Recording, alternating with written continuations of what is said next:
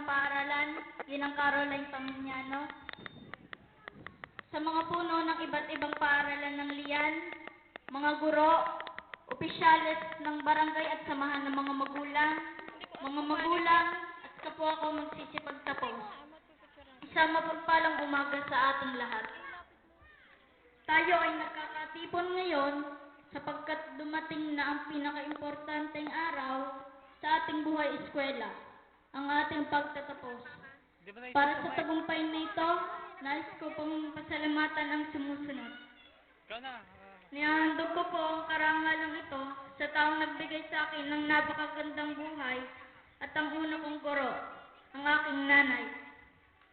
Alam kong siya'y tuwang-tuwa ngayon, saan man siya naroroon, at nakamit ko ang pinakamataas na karangalan ngayong umagang ito. Natatandaan ko pa noon sa tuwing tatawagin niya ako, habang ako'y naglalaro na tumutulo ang aking luha, sapagkat ito ay oras na para kami magturuan.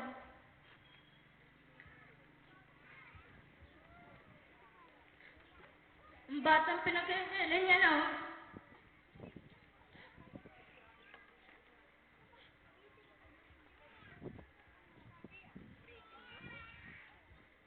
ngayon ay nakatayo sa inyong harapan. Inubang at pinagyabong ng panahon.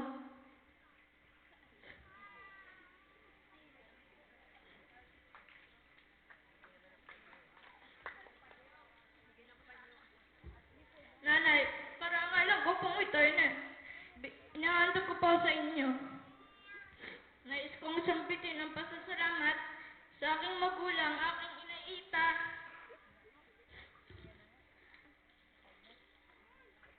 ako malingat, nagbigay ng mainit niyang pagmamahal matapos ako maulila.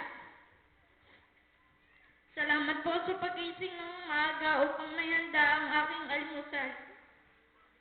Sa Tatay Berting na palaging sumusuporta sa lahat ng laban ko sa buhay, maraming salamat po. Kahit po ako'y ulila na sa ina, napakadami kong tao ang nagpatuloy ng pagmamahal sa akin. Nandiyan ang mga tito at tita ko na nagpapatuloy ng pagmamahal sa akin.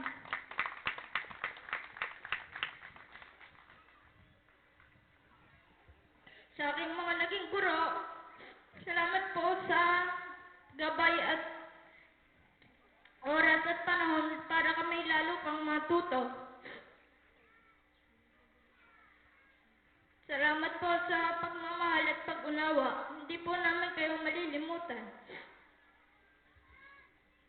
Saka po ako magsisipagtapos. Huwag tayong malungkot dahil hindi ito ang katapusan. Bagkus, ito'y simula pa lamang ng panibagong hamon sa ating buhay. At nais kong ibahagi sa inyo ang sikreto ko sa aking tagumpay. Determinasyon, tiyaga, sipag at pananalig sa Diyos. Ito ang naging sandata ko upang ang lahat ng ito ay aking makamit.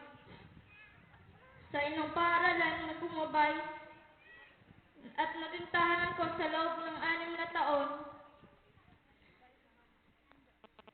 naging saksi ito sa mga pagsubok na dumating sa aking buhay. Nais ko po na marami pang Rizal ang maging produkto ninyo. Salamat po sa pagkakataong ito na naibahagi ko sa inyo kung gaano ako kasaya. Hindi lamang dahil ako'y valedictorian, kundi dahil ako'y umaasa na naitimo ko sa inyo ang aral ng aking mensahe. Tayo'y patuloy na mangarap dahil walang masamang mangarap. Alam kong dadating ang araw na tayo naman ang maghahandog ng tulong sa ating inang paaralan. Nais kong tapusin ang aking pananalita sa isang panalangin na lahat nawa tayo ay maging matagumpay sa inaharap. Magandang umaga muli.